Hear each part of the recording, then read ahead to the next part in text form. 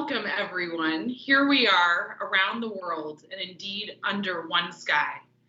I'm pleased to welcome you to this wonderful talk with Lولوة and Emilia Kabakov, two women who have been very important parts of my life over many, many years now. So it's really an honor to be here for my first talk with you all in Noor Riyadh. The theme of this inaugural edition of the Festival of Light is Under One Sky.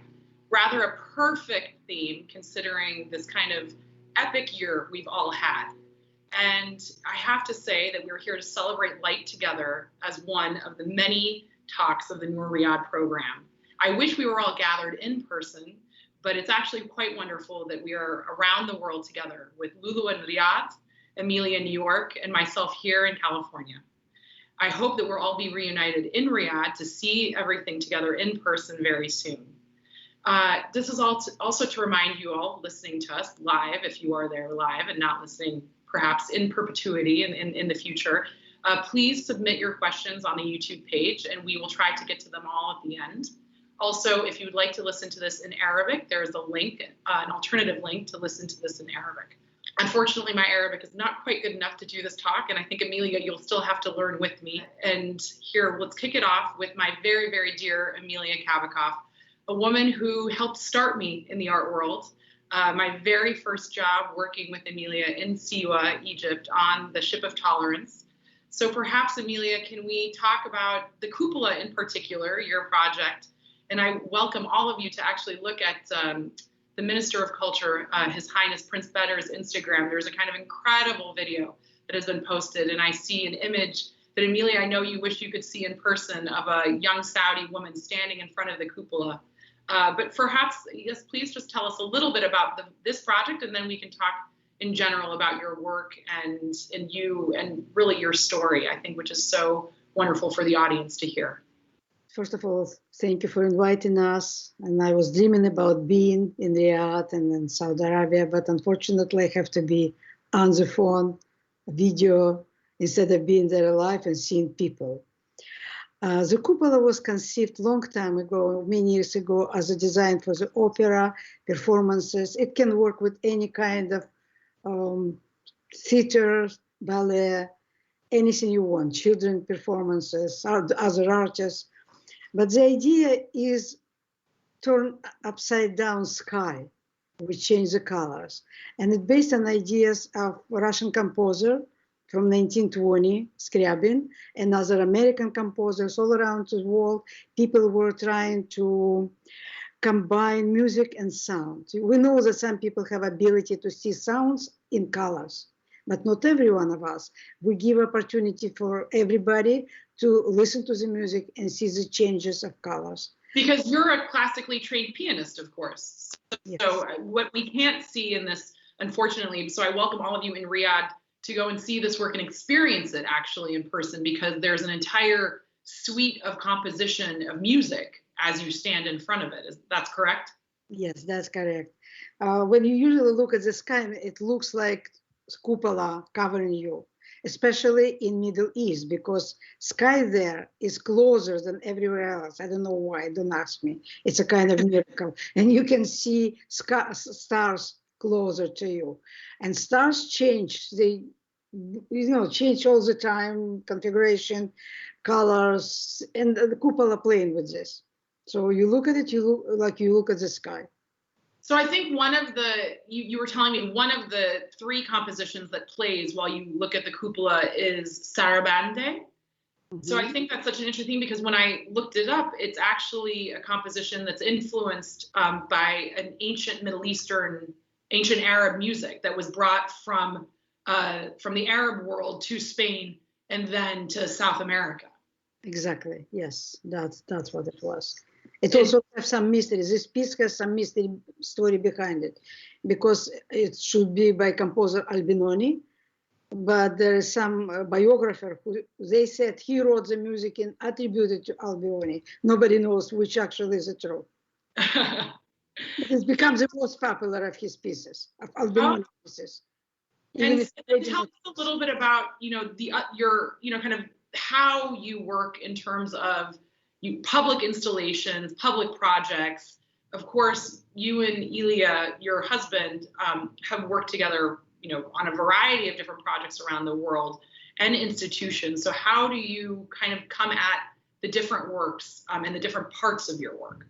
We work, Ilya does paintings, I don't paint. I said, the only thing I don't do, I don't paint, frankly. Maybe I can, but I never try. I don't think two artists can survive in one family, one is enough. Okay. We separate, but we do work together on installations. And installations, it's something which is, we build big, gigantic pieces sometimes, what we did in Paris, everywhere. And you can start showing right now, if you want to show paintings, would be fine as a background. And yes, so for example, these paintings is work also with light. Since we have a festival of light, I decided to show the paintings. And it shows the auctions. It's two paintings, like an installation for the museum. You see the panel with the buttons. The viewers push the buttons, the light go behind. And on this particular painting, you kind of hear or see, you can read the text, which people talking about auction. And it's a different things that people say. Thoughts going through their head, like, why is this painting cost so much money? I can make much better one. Why people sitting here, it's so boring. The fly flying back and so on. And it's about material things in the world and in the art world particular. And it's come like two of them, three riders. And as you can see, this is Arabic world. Three riders on the horses, and it's in the text, it's a journey of Marco Polo. So this artist who made the painting, and it's a character, not really Kabakov, but it's a character. He saw a dream, and as a dream, he saw Marco Polo when he went to the West to find spiritual ideas, some purity of soul. And that's about this painting, and you can read the whole story about it. And it's installation, it's interactive. People can actually push the buttons, read the text, see the lights going on, which shows them on this painting, the road of which Marco Polo took. And a lot of other paintings. A lot of installations usually consist of paintings, light, color, sound. We combine everything. And when people walk inside, it's a different atmosphere, and they become the heroes of installation. And I shows a few paintings here, so we can see what we do. It could be with the text, small painting, big painting. It's a lot of different ideas. Language is a big part of your work. That you can see that the artist is actually at work. Our granddaughter is his student since she's 2 years old. And there is behind the painting he made. So paintings done from the photograph I made, but you can see the paintings, the real pieces. This is installation. And it's an incident at the museum, which also has music, but music of water. Like this is an exhibition and suddenly water start coming from the ceiling, something happened, and people sit looking at the painting and listen to the sounds of music, of water creating music. That was done, so many installations like this. Could you please keep going? Well, I'll never forget seeing your work at Tate, and that was such a special moment. That an epic touring show that you did, that came to Tate, and you had such a wonderful room of supporters, and everyone was so moved by it. So the idea of showing your work in an institutional setting, which I think we can also consider Noor Riyadh to be an institutional setting in that way, really being kind of put on by a major government entity, but for a public, performance almost in a way. Mm-hmm. So how do you think you respond to working in an institutional setting and with an institution? I think that you think very deeply about the ways in which your work is shown in an institutional setting when you showed it across Russia, for example, and then at Tate, Guggenheim, etc. First of all, we always first and the last, it's consideration of art history, because we work in the realm and boundaries of art history. For us, it's very important. And secondly, of course, we see what the country is, what kind of public is going to visit the museum.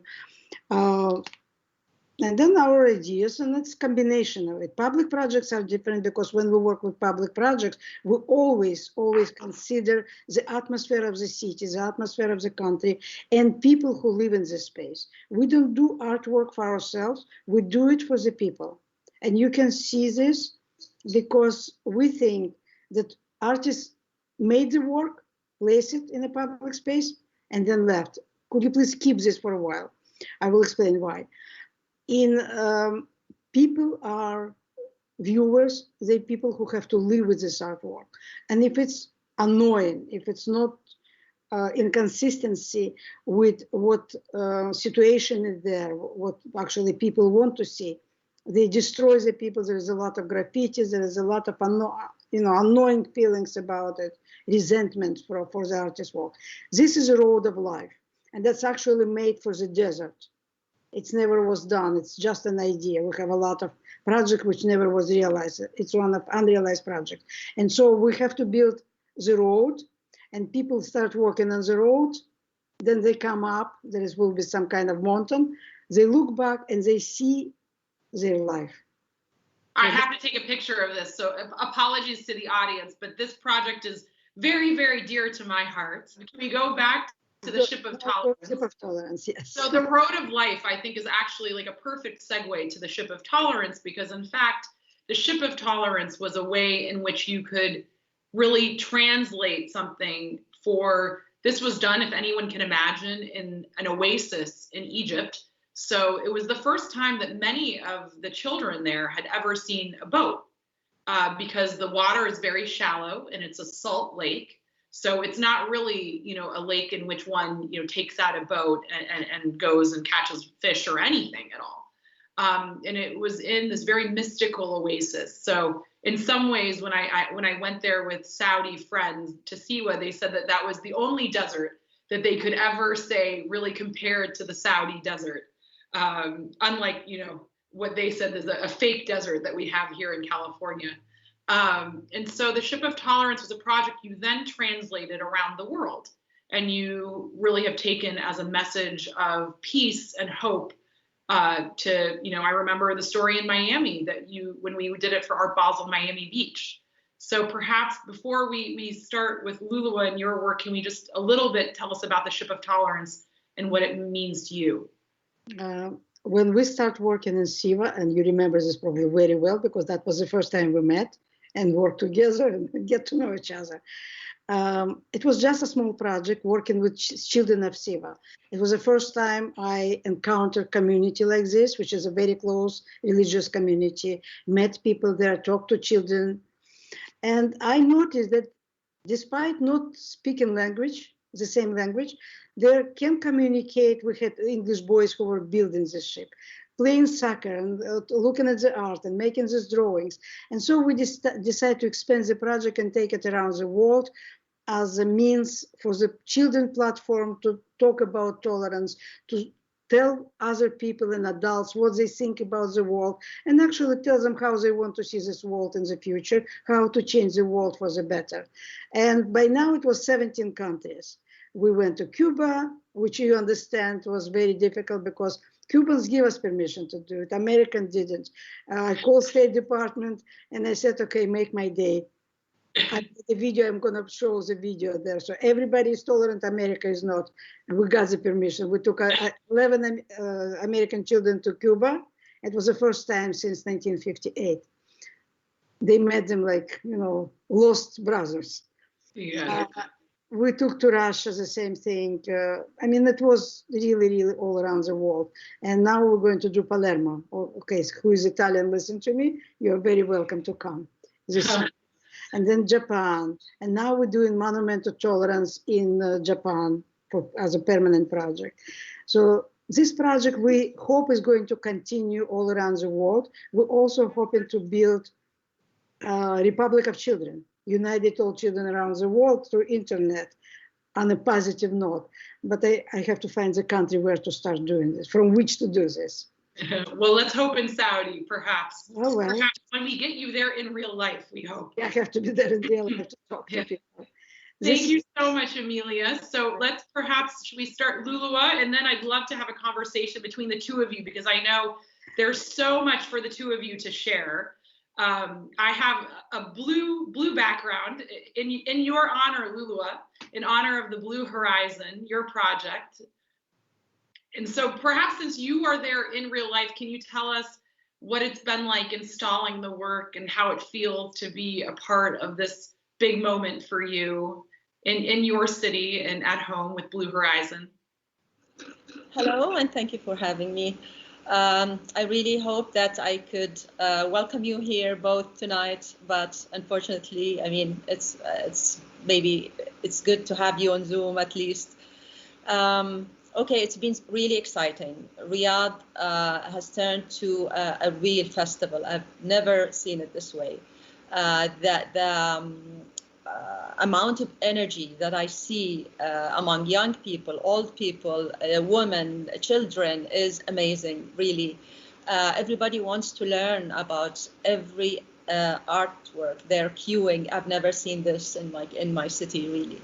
So it's a huge change, and it's very exciting to be living in Riyadh at the moment, really. And I'm going to see Emilia's work in person tonight after we finish. How exciting! I'm really excited to see it. Wonderful. So tell us a little bit about your work. Is called Blue Horizon, and you chose the color blue for a very particular reason. The work is titled The Infinite Blue. Oh, okay. Yeah. I have in my notes Blue Horizon. It's okay. It's similar. So I always use this color blue, and light has been a big element in my work.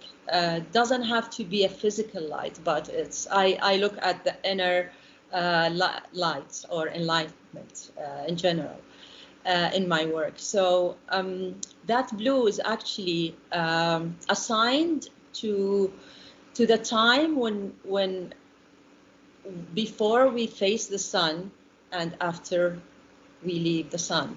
I mean, when the earth turns around itself, there's some seconds after sunset and before sunlight that the sky becomes so blue, it becomes that color. And this is something that I used to anticipate when I was a child. In Riyadh, I used to look at the sky, and this color stays for seconds, really. It doesn't stay for a long time.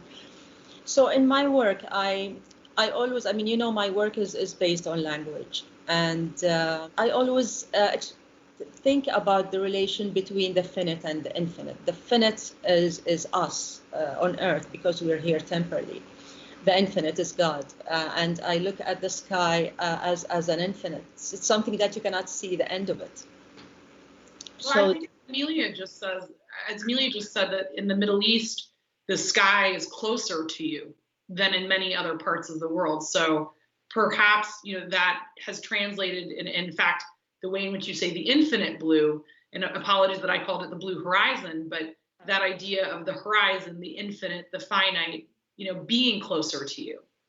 That's very interesting, actually, because the color of the sky here is different because we don't have that much clouds, maybe, or change of color. I mean, the past days, it wasn't like this because we had so much dust, which was a challenge for us when we during the installation and everything else.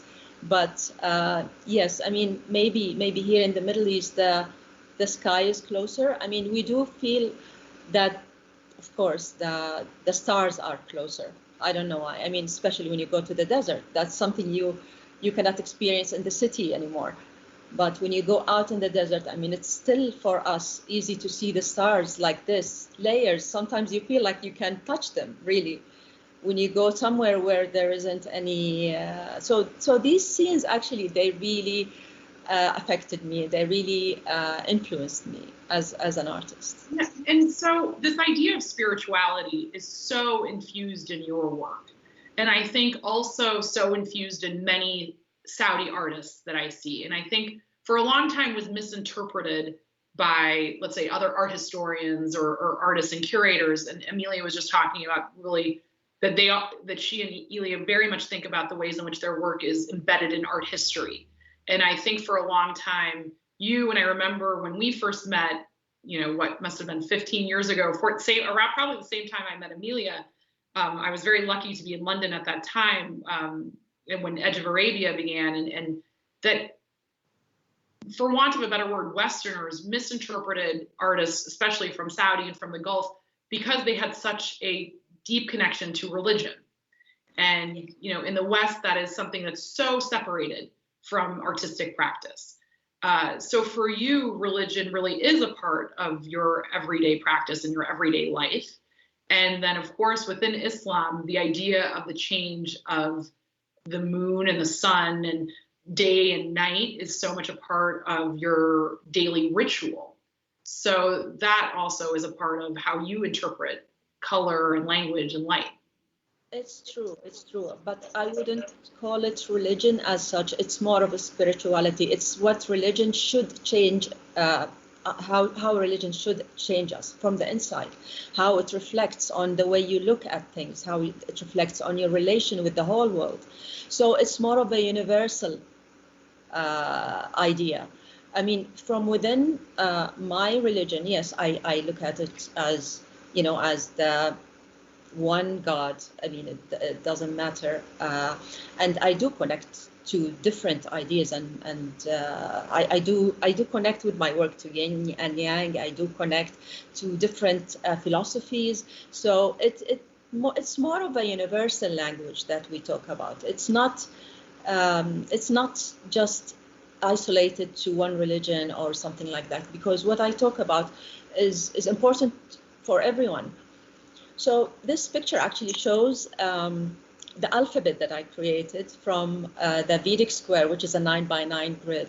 And inside that Vedic square, I assigned numbers to every Arabic letter. And there's two elements, which is the circle and the square. And I thought that I created a new codes, a new language. And from that new language, it became a universal language. It's not so really meaning is secondary in my work. So if we look at the second image, this is the first time that I showed my work in an installation, and this was at the London Design Biennale in 2018. I tried experimenting with animation in 2009, which was shown in the museum in Korea. But I think what I did here is, again, created a shape or an infinity or a visual ambiguity that made people maybe look closer at the work and wonder how it's made, because this is just a one screen in the middle with mirrors, diagonal mirrors, that gave an illusion of a sphere. So from that, I decided to do more work like this. And when I was invited to Noor Riyadh, I wanted to experiment something else, because I mean, if we move to the other images, this idea of immersive work, that's something that you were very excited about. This idea of immersing oneself. Exactly. That's the word. Exactly. So yeah, it's contemplation. It's what people would come and not think of their problems or anything. They would maybe be drawn to something that make them calm. And my work is not about my feelings, or I feel really liberated from the moment that I live in. I feel liberated from the space that I live in, because I look at another dimension. I look at myself to the whole world. So that's why I use these abstract lines and shapes. And this also from the London Design Biennale. If we look at the other. So do you think this idea of experimentation then has been very important to you? That you've been able to travel your work, you were also able to be a curator and an artist. And I think especially, as a Saudi woman who worked as an artist and as a curator over a period of time and has really seen the changes and the evolution of the Saudi art scene, has this idea of experimentation been really important to you? Because many artists, for example, don't become curators or don't, get to kind of evolve in that way that you have.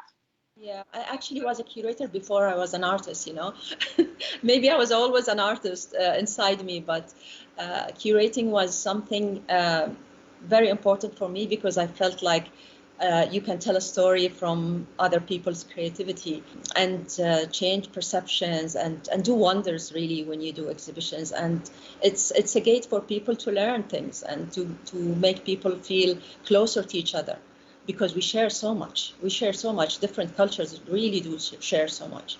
Actually, that's like a perfect segue really for you and Emilia. If we can have a little chat together. And again, I welcome the audience. Please submit any questions you may have. Those of you who are watching live right now, we're March 19th, 2021. Hopefully the end of one period of time and the beginning of another through the work at Noor Riyadh and this new era as we end rather an epic and spiritual year for many. The fact that you both have really other roles, not just as, let's say, traditional artists or artists that we think of that, just sit in a studio and paint or make work all day. But you both, Emilia, you're a curator also in a way. You said that Ilya is a painter, and then you curate these public moments, these public installations. And Lولوة, you started off as a curator and you still work as one alongside your experimentation and works and this idea of spirituality amongst you both. Perhaps we can talk, Emilia, I know that, we rarely talk about spirituality or religion, let's say, but I know that it's also been something you think about in terms of other cultures and what we just said about the ship of tolerance and also the road of life, this project that you said, how people can really navigate a moment. So I'd love to hear you both kind of respond to each other and to your work. And, I wish we could be together, but here we are.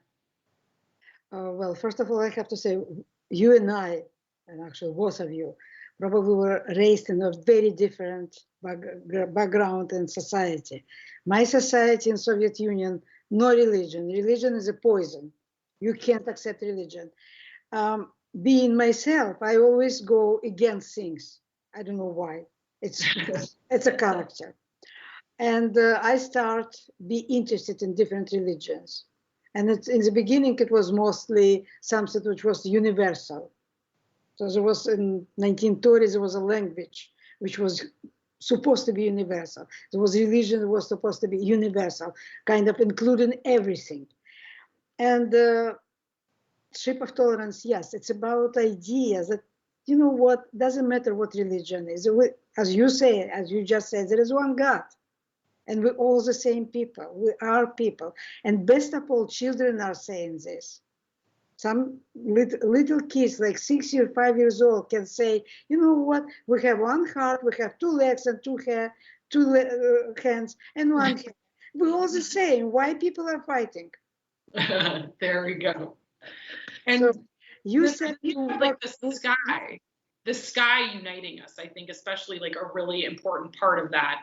When, we look at, what is above and what is around us. So I think both of you really interpreted, Lولوة and Emilia, both of you really interpreted the idea of the sky and spirituality and being under this one overarching moment. And so cupola is this idea of like inverting the sky to be over you.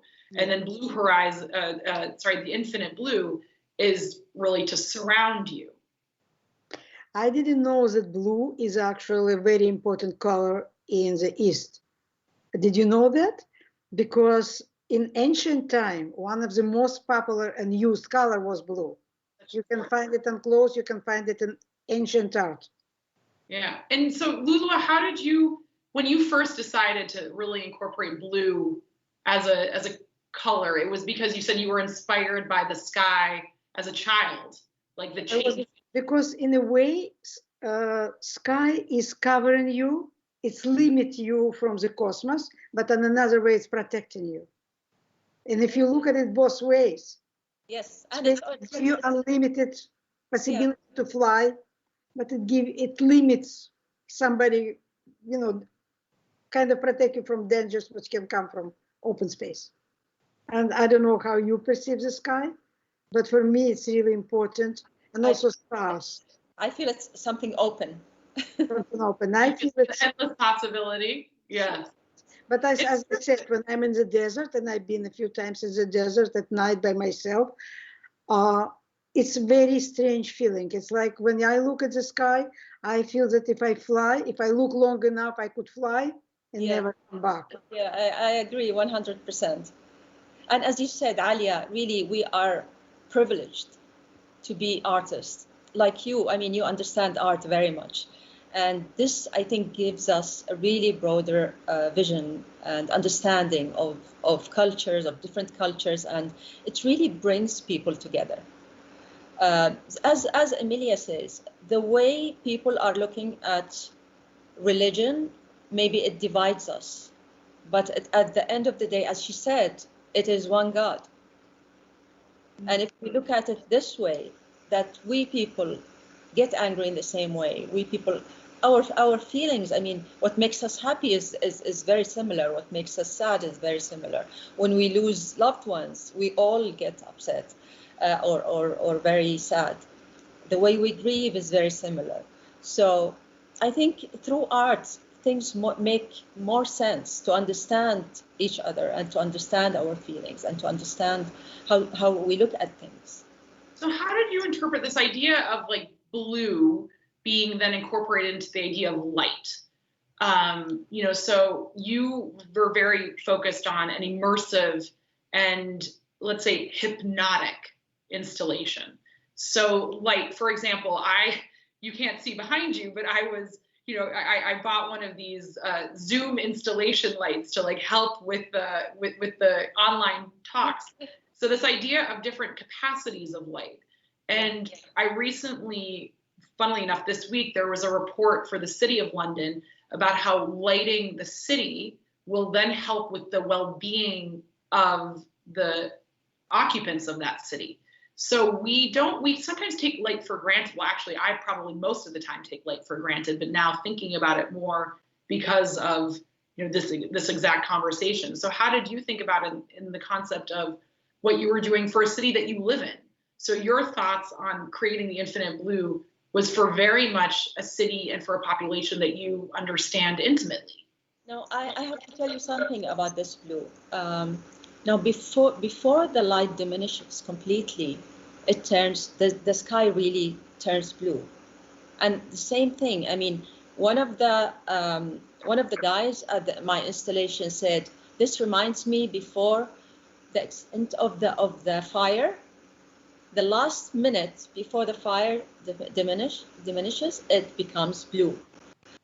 So it is actually very, very linked to light, that color blue, and it becomes really blue, the fire before it diminishes. So it's, for me, I have to make a confession. I mean, I'm afraid of color. I really love when I see artists doing colors, and I feel like they are very courageous. I don't know why I'm shy when it comes to colors. And if I use color in my work, I use just a single color. And I chose that color to be blue. I rarely use other colors. I don't know why, but I really, really love, for example, Emilia's work because it's so colorful. It really draws me. But it's not something that I can do as an artist. I don't know why. Yeah, I noticed that your work are mostly, well, you know, monochromatic. Yes. It's interesting because so can you tell us about that? This idea of bringing in texture and working across color boundaries too. Colors influence our life a lot, more than we understand. For example, red is very aggravating color. Blue is kind of peaceful. White is emptiness. You can name every color and it will be correct because that's how you feel looking at the colors. And as you said, in the very early morning, the sky starts as a blue.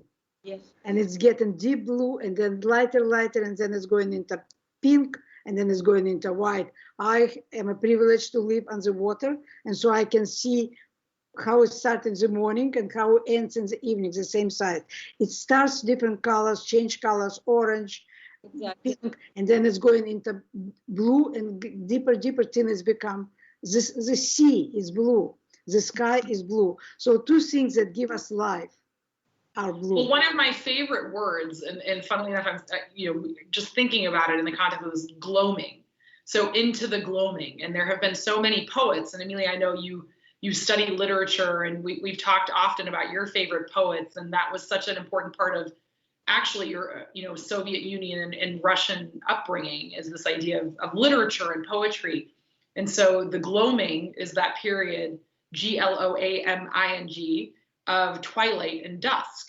And I've had the privilege of visiting you, Emilia, at home where you are right now in Matatuk. And Long Island has historically been such a haven for artists, and really because of the colors of the sky.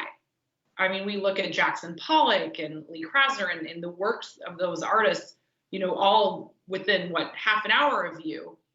And do you see that influence in the ways in which you work just by being there? Sometimes, yes. It depends on the work. Yes, but of course you notice colors and you use them, and nature and everything. But we mostly work in our work. It's not so much connected to the colors or sky. It's connected to people emotions, people feelings, people fears, phobias, and that's integrate how they see the world. And sky is part of it, water is part of it, snow is part of it, and absence of everything is part of it. So actually, the idea of really taking on people's emotions. Lولوة, do you see that in the difference right now, as we call it, the new Saudi Arabia?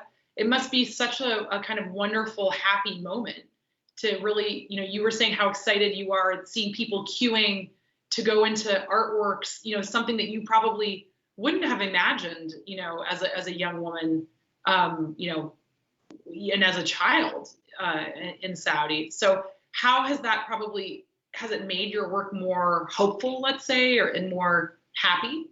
Yes, I feel more connected to my people right now through my artwork.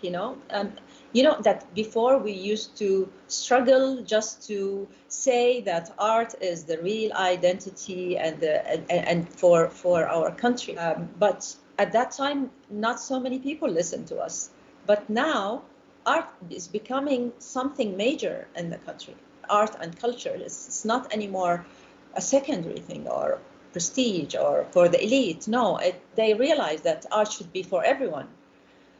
And people are really excited to see and to learn. And this is something that I haven't seen before. I mean, before I used to come and visit some exhibitions. You would see people only in the opening, and the second day or third day, nobody goes really.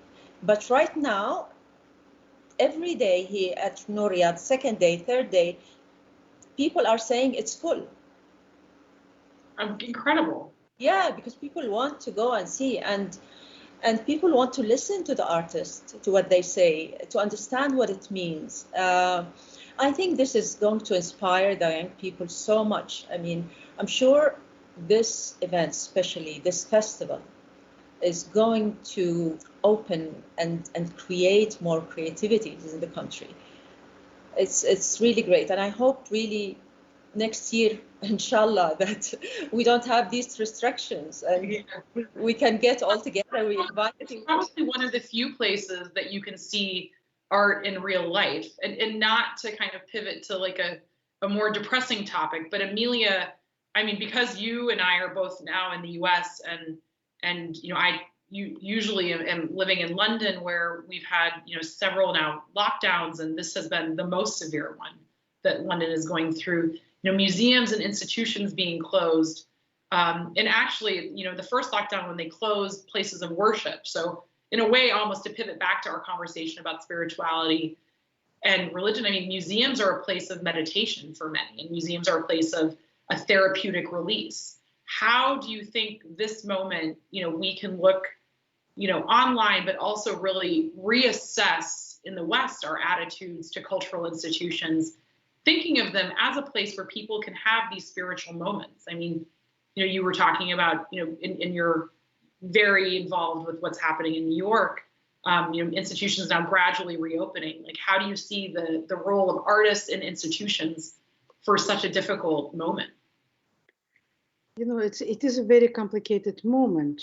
itself physically, but it's also very difficult to talk about it because I'm not a prophet. Nobody can predict how long it's going to be, what's going to happen tomorrow.